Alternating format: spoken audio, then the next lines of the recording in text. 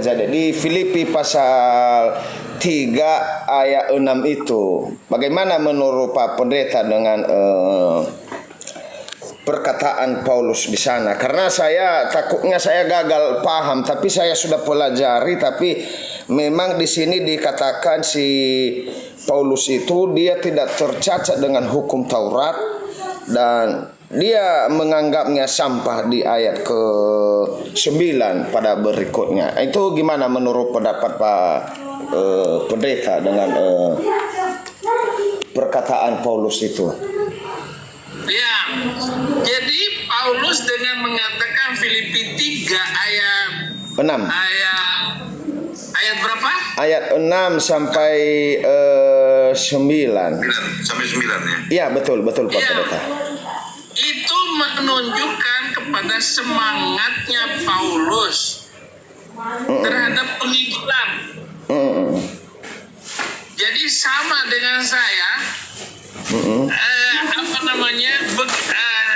kira-kira begini, betapa pintarnya Saifuddin Ibrahim itu mengalahkan ulama-ulama Indonesia, MUI.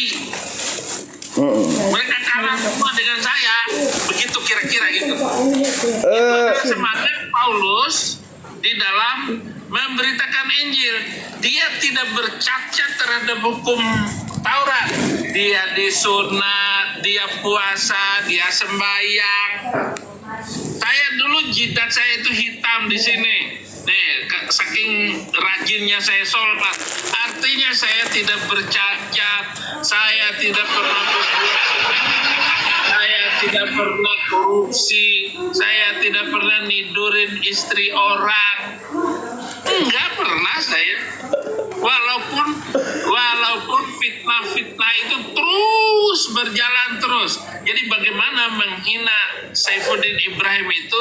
Nah, kira-kira semangat saya itu seperti itu. Seperti Rasul Paulus. Seperti Rasul Paulus. Masa saya harus menghilangkan khitan saya, sunatan saya? Saya nggak bisa menghilangkan sunatan itu. Jadi akhirnya apa gunanya orang itu sunat kulit itu nggak ada gunanya tanpa sunat hati, begitu. Jadi apa gunanya kalau sunat tapi penjahat? Apa gunanya? Itu maksudnya tidak bercacat di sini. di sana kan dikatakan sama Paulus Pak Pendeta ya, dia tidak tercacat. Maksudnya tidak tercacat ini dia mengikuti seluruhnya hukum Taurat, kurang lebih seperti itu.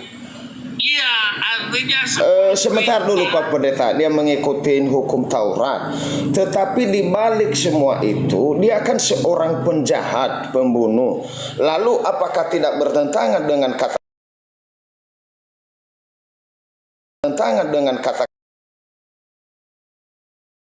beliau yang mengatakan bahwa saya tidak tercacat, sementara dia seorang pembunuh? Bagaimana menurut Pak Pendeta dengan iya.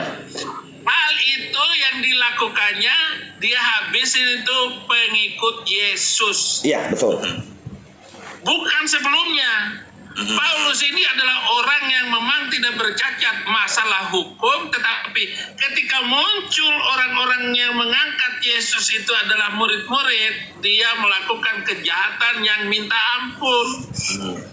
Jadi itu bukan sebelumnya Paulus itu apa, begitu. Konteks masa waktunya itu kita harus baca dulu itu. Ya. Kapan dia bicara, kapan dia ini, itu kan waktunya. Karena ini Paulus dalam bicara yang terakhir ini itu dalam konteks setelah melewati masa pertobatan. Setelah Yesus Tuhan melawat dia.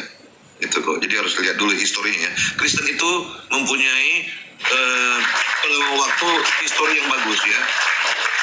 Kristen tidak pernah ada histori yang lompat-lompat belakang depan enggak. Lihat dari historinya. Itu salah satu logikanya dalam Kristen. Saya kasih nama anak saya siapa? Waktu di Islam, Fikri Khomeini, Saddam Hussein, Muammar Gaddafi. Ya. Tetapi dalam ajaran Islam saya tidak bercacat. Begini Pak Pendeta, saya coba baca ya biar kita sama-sama lebih mengerti, karena biar kita paham.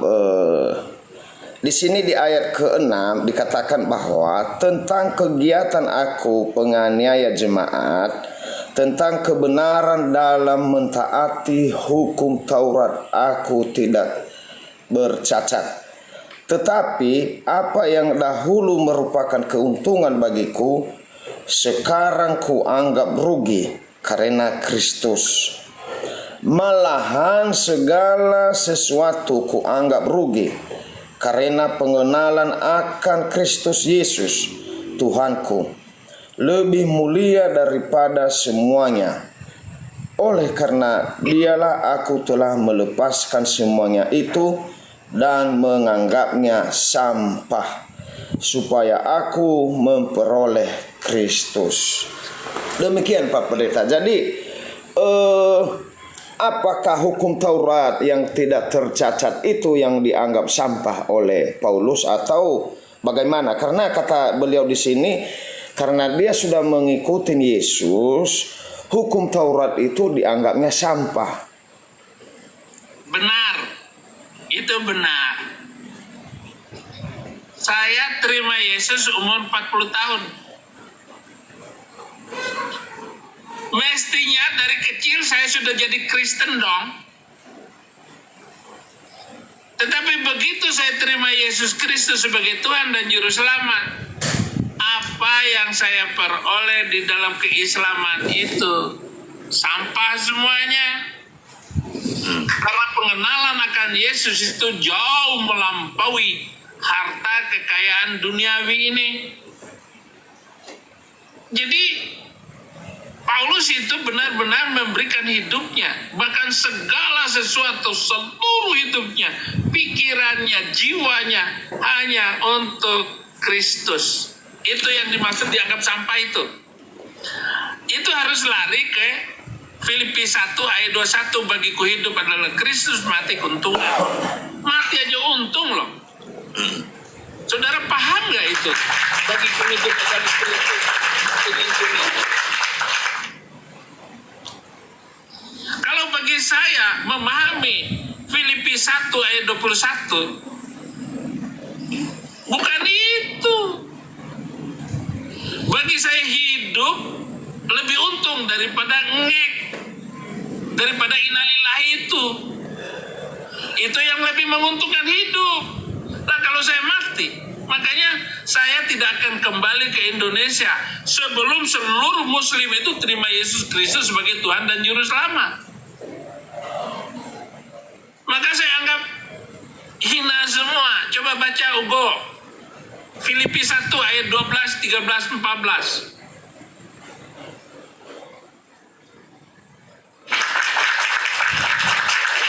Hugo, shalom, Umarsya. Iya, shalom, selamat pagi semuanya. Iya, shalom. Lanjut. Filipi 1 ayat 12, 13, 14. Filipi 1 ayat 12, 13, 14. Aku menghendaki saudara-saudara supaya kamu tahu bahwa apa yang terjadi atasku ini justru telah menyebabkan kemajuan Injil, sehingga telah jelas bagi seluruh istana dan semua orang lain bahwa aku dipenjarakan karena Kristus, dan kebanyakan saudara dalam Tuhan telah beroleh kepercayaan karena pemenjaraanku, untuk menambah berani berkata-kata tentang firman Allah dengan tidak takut. Ya, saudara-saudara Paulus, teman-teman Paulus berani mengungkapkan, berbicara tentang Yesus, berbicara tentang Injil. Nggak ketakutan semua. Ketika saya ditangkap 7 tahun yang lalu, Desember 2017, saya ditangkap. Berani nggak orang Kristen ngomong waktu itu? Kalau orang Kristen yang pernah menasihati saya, dia akan bilang begini, ya kan, gua udah bilang kan, gua kan udah bilang. Tetapi setelah saya menyampaikan pledoi saya.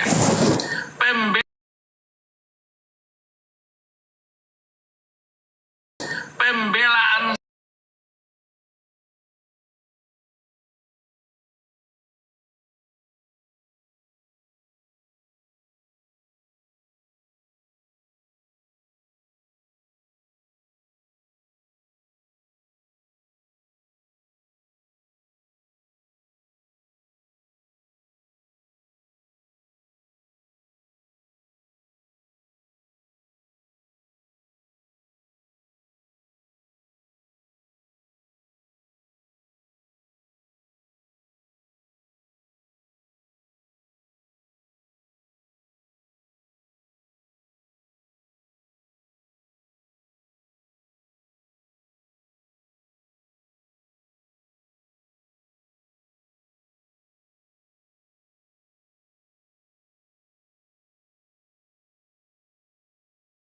memusuhi saya waktu itu, amin oman amin.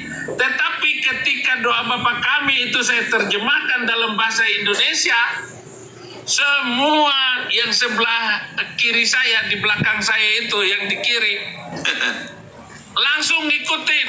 Bapa kami yang di sorga, dikuduskanlah namamu, datanglah semua hafal dalam bahasa Indonesia. Dalam bahasa Arab saya sendiri yang mengerti. Kenapa saya nggak menerjemahkan dalam bahasa Inggris? Nanti Muslim kena tahu itu. Tetapi Muslim nggak ngerti bahasa Arabnya. Nah, ketika orang Kristen yang sebelah kiri belakang saya itu menghafal doa Bapa kami, yang sebelah kanan Muslim tuh Allahu Akbar, Allahu Akbar, teriaknya.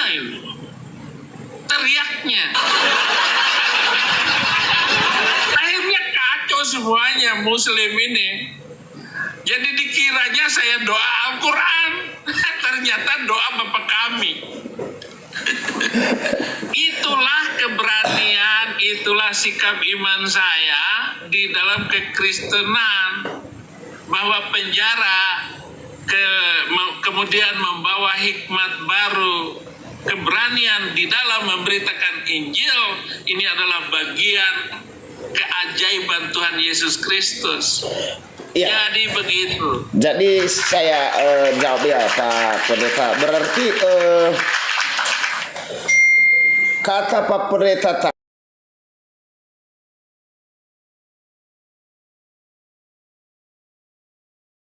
sampah, setuju Pak Pendeta?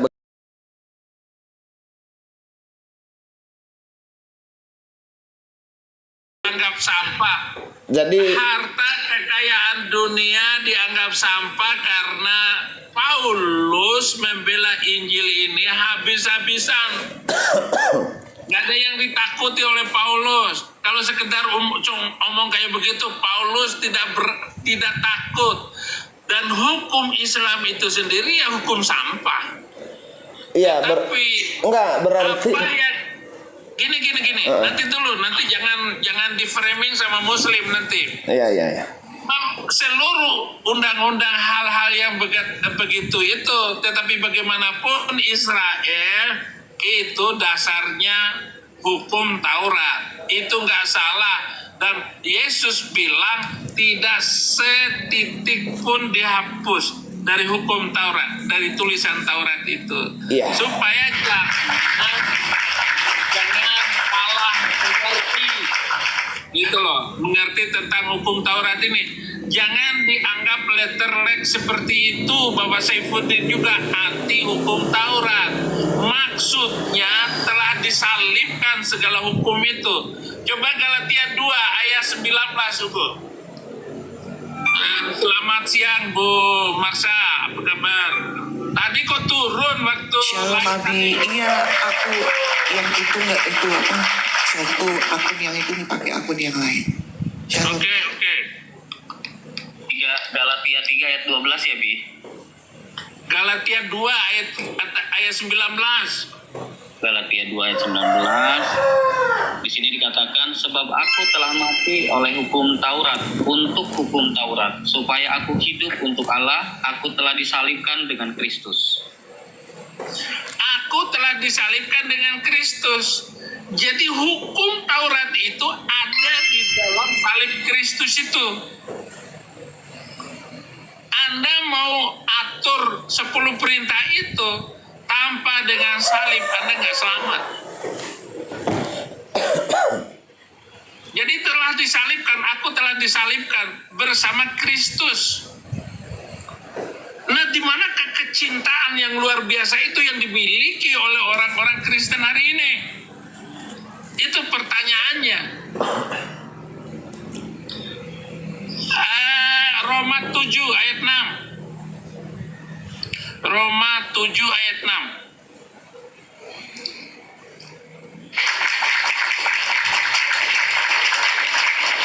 Ini pertanyaan ini berat, nanti Bu Marsa aja yang jawab. Silakan.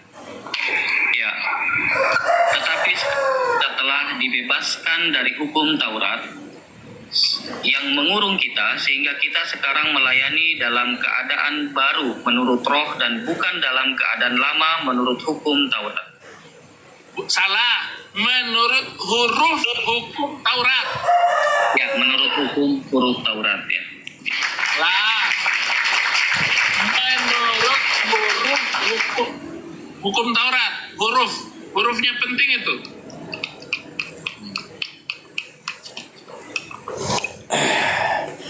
Jadi kita tidak melayani lagi menurut 10 perintah itu, tetapi 10 perintah itu sudah lewat. Orang Kristen ada di atas hukum Taurat. Orang Kristen apapun itu di atas 10 perintah itu. Dalam menghormati orang tua, kecil, di dalam hal ini apa semua itu nggak ada lagi. Bahkan Paulus bilang tadi, aku telah disalibkan bersama Kristus. Lu mau ngomong apa lagi? Nggak usah lu ngomong debat agama ini itu. Iya, saya tanggapin Pak Pendeta ya. Sebentar dulu. Oh iya ya. Nah, 1 Korintus 3 ayat 6. 1 Korintus 3 ayat 6. Belum selesai. Oke.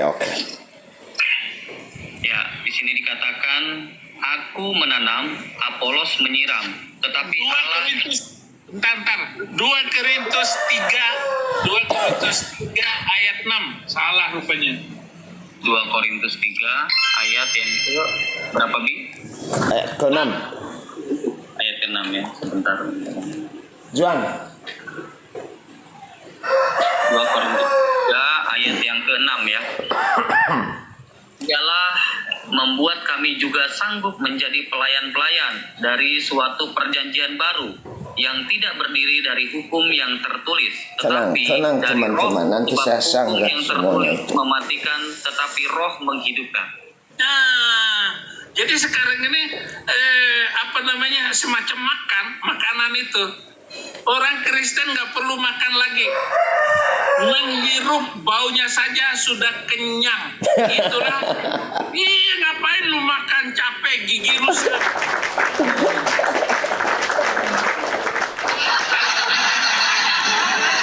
Jadi begitulah sikap orang Kristen di dalam memahami setiap firman itu. Lu nggak usah debat lagi bagaimana membawa Muslim masuk Kristen. Itu. Ya, saya tanggapin ya Pak Pendeta ya. Pak Pendeta tadi hampir setuju dengan perkataan Paulus yang mengatakan bahwa ketika dia mengenal Yesus atau menerima Yesus Kristus, hukum Taurat itu sudah dianggapnya sampah. Dan Pak Pendeta juga setuju dengan perkataan Paulus. Tetapi di balik semuanya itu bertentangan dengan firman Tuhan, firman Yesus yang dikatakan di Matius pasal 18. Di sana dikatakan, saya baca ya Pak Pendeta ya.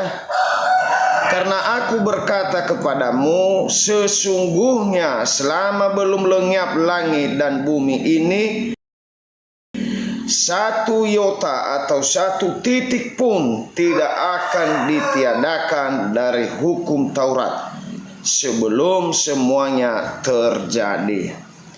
Jadi perkataan Pak Pendeta dengan perkataan Paulus ini sudah bertentangan dengan perkataan Yesus di Matius pasal 5 ayat 18 ini.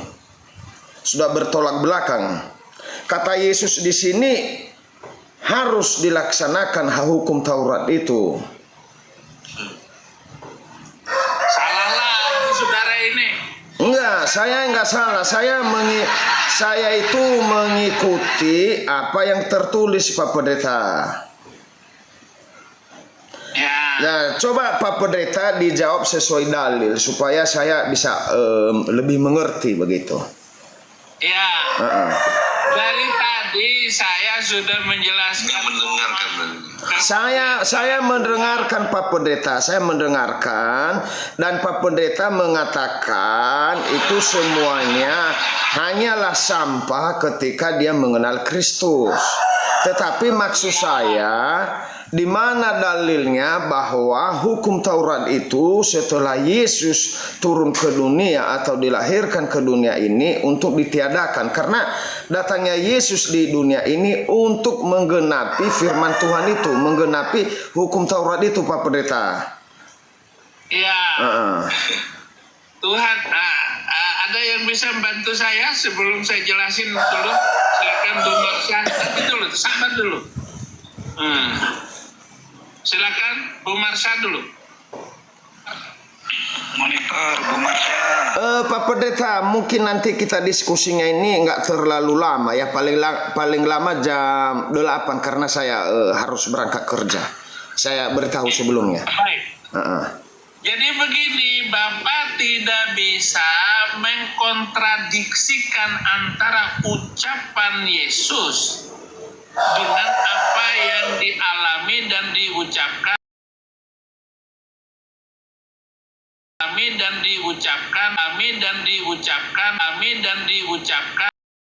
Taurat. Saya tanya, apakah Tuhan Yesus menyembelih kambing untuk dosa-dosanya? Oh tidak. Oh tidak. Kenapa? Dia tidak berdosa. Dalam hal seperti ini tentang dosa, jadi Tuhan Yesus datang untuk mengalahkan kuasa dosa, sehingga banyak sekali ayat-ayat dan upacara keagamaan Yahudi tidak dilaksanakan oleh Tuhan Yesus Kristus. Karena yang diceritakan oleh Taurat itu, Alkitab Perjanjian Lama, semua berbicara tentang kedatangan Yesus. Yang kedua, mengalahkan maut. Dengan demikian kedatangan Yesus, pokoknya tidak ada lagi orang boleh dianiaya, diambil nyawanya. Karena ajaran ini adalah ajaran kasih. Tetapi Paulus innalillahi di penjara.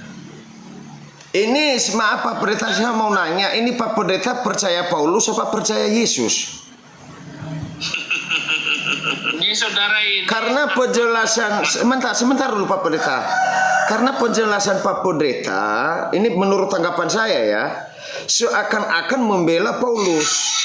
Sementara Paulus ini bertentangan dia dengan perkataan Yesus di Matius pasal 5 ayat 18. Ini Pak Dum ini dia nggak kenal saya. Enggak, saya meminta Pak Pendeta dijawab sesuai dalil gitu Pak Pendeta, supaya ilmu saya ini bertambah. Lah bagaimana antara Yesus dengan Paulus? Iya, di perkataan Pak Pendeta ini seakan-akan membela perkataan Paulus yang mengatakan bahwa hukum Taurat itu ditiadakan setelah dia percaya kepada Yesus Kristus. Sementara kata Yesus di Matius pasal 5 tidak ada satu titik pun yang ditiadakan di hukum Taurat ini, karena di sini itu perkataan Yesus dan Paulus sudah bertolak belakang Pak Pendeta. Makanya saya Emang nggak ada yang ditiada tuh nggak ada. ada di sini kata Paulus setelah dia mengenal Kristus, dia menganggap sampah itu hukum Taurat. Itu yang saya pertanyakan Pak. Sampah secara ini itu memang dalam arti apa? Itu ungkapan dalam arti itu tidak berlaku lagi. Iya, itu namanya Pak. Dia salah. Kenapa hukum Taurat? Dia di sini. Kenapa kamu harus membilang itu salah? Ya salah lah, berlawanan dengan kata Yesus yang mengatakan semua hukum. Nah, Yesus datang itu untuk menggenapi hukum Taurat, bukan untuk meniadakan. Pertanyaannya bang, pertanyaannya sekarang gini, hukum Taurat itu kan untuk bangsa Yahudi khusus. Ya, kalau untuk bangsa Yahudi khusus, kenapa Anda jadi Kristen? Saya tanya. Itu kan khusus orang Yahudi. Sebentar deh, ini maksudnya naik mau apa sih? Saya itu mau nanya. Saya tadi datang, saya berkata saya itu mau tanya, bukan menjelaskan. Jadi beginilah, kalau kita di Indonesia belajar bahasa Indonesia selalu berkutat-kutat di pengertian harafiahnya, tidak diarti dalam masa umumnya. Cobalah kita seorang Kristen yang lebih dewasa, berpikirlah dia lebih dewasa. Bos, itu asumsi bos, itu asumsi. Kita berbicara sesuai dalil saja. Waktu itu dengan kata dia membilangkan itu meniadakan atau membilang sampah, itu bukan berarti sampah total. Dalam arti apa? Kita harus dewasa dalam menanggapi. Bang, itu asumsi bang, asumsi. Dalam arti apa? Ya, coba. Saya juga bisa berasumsi Pak, karena saya khotbah. Tidak ada salah perkataan Yesus dan Paulus, tidak ada. Hanya mereka dalam berbeda bahasa penyampaian. Oke, jadi hukum Taurat itu digenapi dengan datangnya Yesus itu dengan kasih. Ya betul. Saya sependapat itu. Dulu sabar, orang Kristen sabar. Saya bicara. Oke, dalam hukum Taurat itu 1 sampai 10 kamu lihat kan? Itu 1 sampai 5. Panik teman-temannya Paulus. Teman-teman jangan lupa di share ya, di share biar banyak yang dengar kata Saifuddin ini. Mungkin dalam hal dulu zaman orang Yahudi itu sangat letterlek, ngerti kalau istilahnya ortodoks, tidak ada pendewasaan di dalam Roh Kudus. Itu tangan potong tangan, gitu, mata bayar mata, itu orang-orang dulu. Nah ingat ada firman mengatakan bahwa Tuhan akan membawa. Ya teman-temanku jangan lupa di share ya, sampai saya di mute sama Saifuddin karena saya bantah mereka pengikut Paulus. Bukan dengan bandel keras kepala. Mereka ada 1, 2, 3, 4, 5, 6 orang melawan 1. Karena kamu menunjukkan kamu menunjukkan bahwa kamu ini loh pendapat saya. No, diskusi itu 2 arah ya. Kamu mendengar tapi lebih utama mendengar. Jangan di mute dong, jangan di mute biar kita diskusi. Halo Pak Pendeta, jangan di mute supaya kita berdiskusi dengan santai. Iya. Pak Saifuddin, tolong dijawab dulu. Gini ya, kalau mau diskusi, kamu pasang kuping, telinga, jangan bukan pasang mulut. Gitu, dengar dulu. Iya, saya dengar. Jangan di mute dulu, jangan di mute. Kamu komen. Gitu. Saya udah bilang dari tadi, Pak Abi ini nggak dengar. Mungkin mau cari nama. Kamu itu mendengar tapi tidak listen. Gitu. Jangan di mute dulu, jangan di mute dulu biar kita diskusi. Ya, kenapa di mute? Karena kamu itu saya baru bicara A, kamu bicara B, C, D, E, F. Gimana mau masuk ke otak kamu? Jangan di mute dulu, jangan di mute. Itu. Kamu tuh orang Kristen, jangan bikin malu, jangan tunjukkan selamat. Jangan sesat kalian karena Paulus, jangan sesat karena Paulus, biar saya jelaskan. Di firman dikatakan jadilah orang yang dengar-dengaran. Oke? Jadilah dengar-dengaran. Patuh. Ganti pemain aja lah, turunin aja ya Pak Pen. Jangan sesat kalian, jangan sesat karena Paulus. Sama dia. Jangan sesat karena Paulus. Jangan sesat karena Paulus. Obedience. Kalian takut ya, Saifuddin. Lu takut Saifuddin. Gitu. Lu takut Saifuddin. Diskusi nggak patuh bagaimana? Lah takut. Ngapain takut? Ya udah kita akan berdoa buat kamu ya. Katanya pendeta tapi takut. Hamba Tuhan. Pak Dehe, God loves you, oke? Jangan takut kalau berdiskusi, jangan takut. Aduh, jangan takut. Kita berdiskusi dulu. Ya, turunkan aja ya, karena dari awal sudah menipu ya, ngaku orang Kristen. Di awal Aduh, ternyata kalian blow on. Islam teman-teman ngaku. Aduh, Saifuddin dan pendeta pengikutnya blow on. Malahan saya tanya di mute dan diturunkan saya. Tinju. Kan kalau Mike Tyson kalau mau memetik tinju dia kan latihan harus ada sparring partner gitu. Harus ada sparring partner. Alah, blow on kalian. Latihan nggak ada sparring partner gimana dia latihan? Nah dia juara. Jadi kita makin juara harus dihadirkan orang kayak gini kita semakin kuat. Gitu. Ya, gitu. Kak Marsha mungkin ada mau sampaikan Kak Marsha. Iya, teman-teman pada blow on tuh temannya Saifuddin dan pendeta-pendeta yang 6 orang itu di atas. Taat sama hukum. Taat sama hukum. Taat sama hukum. Taat sama hukum. Selamat pagi, silakan pagi, Pak Dehe. dan perkenalan.